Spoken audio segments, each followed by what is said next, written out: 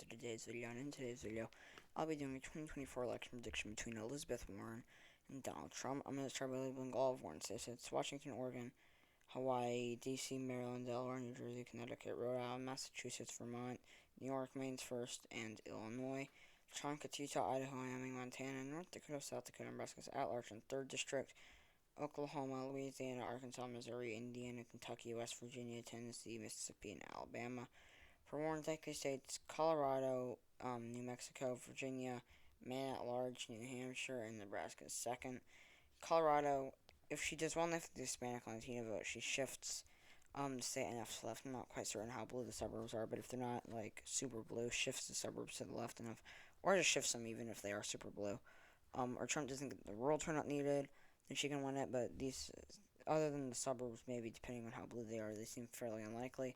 So I'm going to give it to likely. New Mexico, I don't see her doing well enough for the Hispanic and Latino vote, and well enough with oil workers. She'll carry it safe, probably 10%, 8 to 11%, I guess.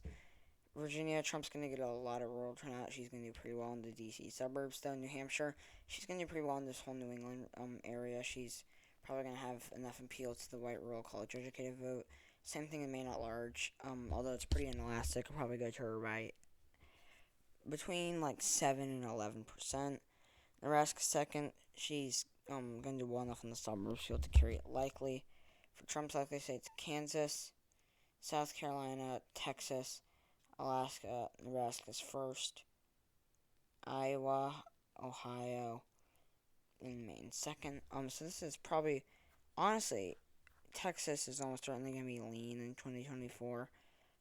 Just in this scenario, to be likely. It's probably going to be pretty competitive, though. By 2028, it may be a flip. It's going to be very competitive. By 2032, it's probably a flip. Anyways, for the Democrats it's a flip for the Democrats, but I guess for the Democrats, for Trump in Nebraska is first. So not for the Democrats. He's going to do worse in the suburbs. Carry it just by like a margin. Kansas suburbs are going to continue to shift it to the left, even though Warren's going to do pretty poorly in the rural area. Texas, once again, honestly, there's a very good chance it's lean.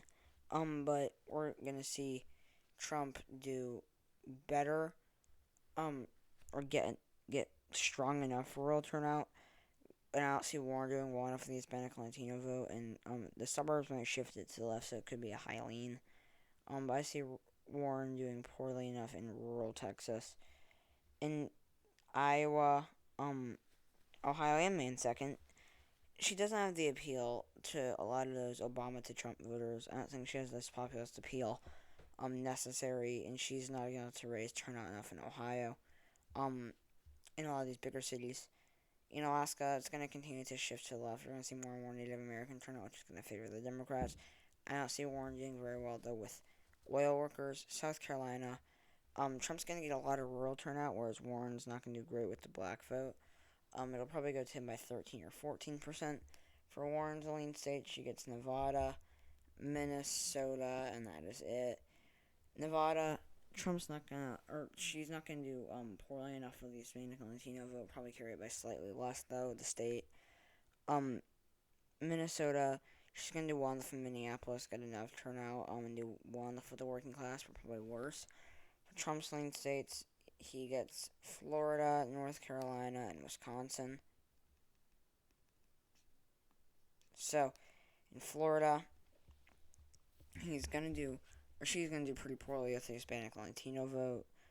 And she's probably not gonna be able to do well enough with older white voters. Probably go to Trump by 3 or 4%. So pretty large margin of victory in Florida. I would think in North Carolina, she's gonna do well enough in the suburbs, but she doesn't have the appeal to black voters. Doesn't have the appeal in the working class, or to the working class, and does not have appeal to rural voters, whereas Trump has enough appeal to rural voters, lots of appeal to rural voters, and lots of appeal to the working class. Wisconsin, once again, she's not gonna be able to turn out black voters. That was a bit of a thing in North Carolina. She's gonna do better in the suburbs. She's better in the suburbs. She's not gonna be able to turn out many black voters.